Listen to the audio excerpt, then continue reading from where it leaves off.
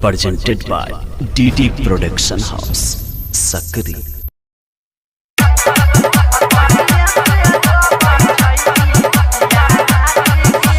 DJ Kulturaj, DD Production House, Sakri. जहिया से सुनले सख शादी के खबर बागे, जहिया से सुनले सख शादी के खबर बागे, तहिया से रोबै छै यार गे सखी, तहिया से रोबै छै यार गे सखी,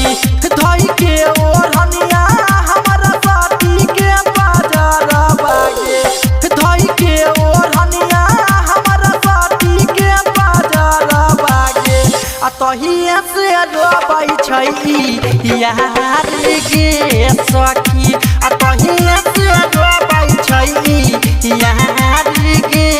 सखी।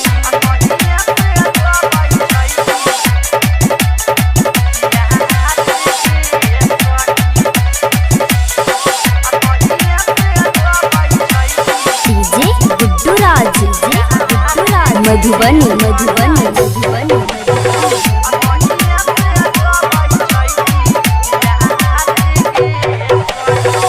कहे तू ही जान हमर तू ही परान गे, जिंदगी के तू ही हमर छही अरमान गे,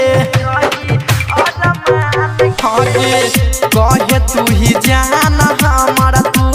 ही परान गे,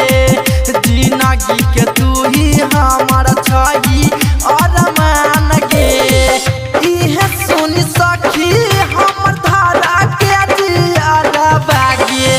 इहे सुन सखी हमर धारा के जियर बागे, रुसल छैल भर मार गे सखी,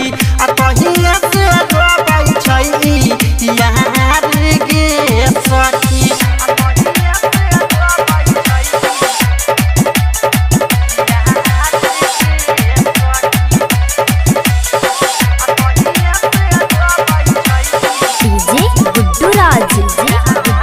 मधुबनी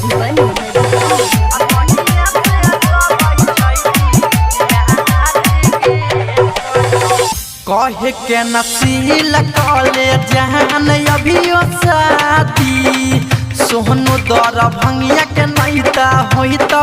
बहदाबादी, हाँ कहे के नसील कले जहान अभियो शादी,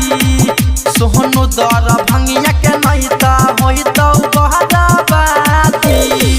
राइटर राजन कहे खाले बौजहर बागे, होरिल मुके सब कहे खाले बौजहर बागे, टेंशन से बतिला क पार गे